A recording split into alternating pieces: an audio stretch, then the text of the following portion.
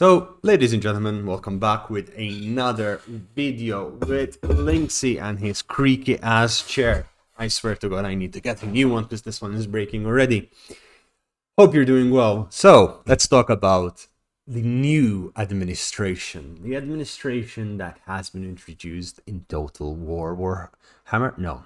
Total War Troy, a Saga or a Saga Total War Troy, however you wish to call it. This is an interesting addition and something which I'm kind of very interested to see how it plays in the end game. Haven't had enough time to play to a late campaign. I'm currently 26 turns in this campaign and I will keep looking how it works. But essentially speaking, on normal difficulty, the way it works is you get points given to your administration according to how many generals you have, how many units you do own, and how many settlements you have. Each unit and each settlement gives you different according to the level of the settlement and the level of your units or the type of units. The more administration costs means you have more debuffs, but not just, you also get buffs. So if we look at level 1 administration tier, so this is from 0 to 14, it has a number, so it's easy to maintain and look understanding forward to. You do not have any burdens because your empire, your kingdom is very small. However, you do lose 20% administration efficiency. For those who don't know, administration efficiency is essentially how you get royal decrees, which is your research tree, and it means that you're essentially researching much slower. I'm currently in the administration tier 2 and I have a rather large empire. If I was to show you, I currently own 1 2 3 4 5 6 7 8 9 10 11 cities. So it is quite a large number of cities in of itself. And it gives you 10% reduction to your royal decrees. So all of a sudden we're seeing already an increase in the speed that we research. The debuff, however, is we have to pay 15% upkeep to all units in our army, meaning that we're currently paying 386 extra food. And it projects the amount of resources that you will be spending increasingly as your administration efficiency goes up. The third tier, which is from 81 to 120, you have only 5% reduction in your research speed, and at the cost of that, you still get the 25% food recruitment cost, 15% food upkeep, but as well as a 25% recruitment cost increase. Moving on, you increase your administration efficiency by 5% now, so it moves up by 10, which is great. It also gives you a reduction of your upkeep and your food and bronze upkeep by 15% for the bronze and 30% for food. I say reduction, it's actually an increase, so essentially you have to pay more, and then to recruit all of your units cost 30% more food, which is your basic resource.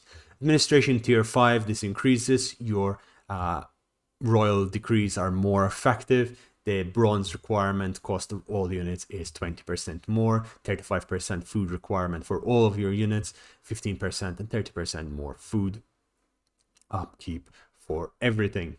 Tier 6, you have 2 buffs now. You get the buff, of course, the administration efficiency, which is now 20%, and you get a +5 influence to your entire faction. Yet at this point, you have 50% food upkeep, you have 40% food recruitment cost increase, and 25% bronze recruitment cost increase. The bronze upkeep stays the same. Administration tier 7, 8, 9, and 10 just keeps increasing these respectively. What is interesting is in administration 9, your replenishment cap increases from 50 to 60% and eventually to 70% in administration tier 10. You have 50% faster in research rate, and your recruitment capacity is increased +2 faction wide at the last tier, allowing your empire, even though it is more difficult to run, it gives you certain buffs. And I like this. I like this because of various reasons, and we'll go to those in a second. The bronze recruitment cost is increased by 50%, 90% food recruitment cost, 50% cold recruitment cost, and your bronze food upkeep is increased 35%, 95% respectively, and influence, which is very important resources, increased by 25% faction wide. Now, why is it so important that I find the recruitment capacity and especially replenishment cap is increased so much? It allows you to maintain larger borders, it allows you to recruit armies across the entire faction much faster, allowing you to recruit 5 units at a time. This means good things, means you don't have to maintain as many armies as normally you would, as it wouldn't take so long as to recruit an army to defend, let's say, a rebellion or an invasion from the other side of the empire, where you don't have the focus of your battles.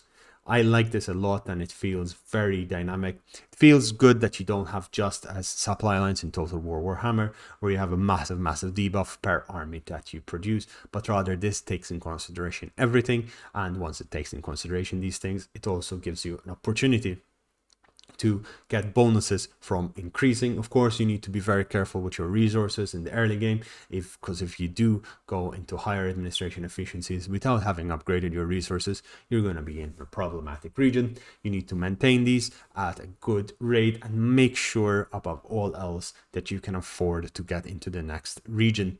It does stop snowballing, because it makes you think twice before you start expanding again, or before taking those couple of cities that are laying at the borders of your settlements and you kind of really want them. Like, for example, what I did just now, I attacked Athens, I wiped out Athenia from the faction from the map, but at the cost that I ended up going to administration tier 2. I had to fall back because of rebellion and other problems, and now I'm thinking twice if I should recruit an army at Athens. This is quite an intricate system, and I would like to know what you think about it. Ladies and gentlemen, thank you very much for watching. If you're new and haven't seen much of my content, I do Total War, I do D&D, and any other game that I fancy. Join the Discord and join the family. Thank you very much, and have a lovely day. Bye bye.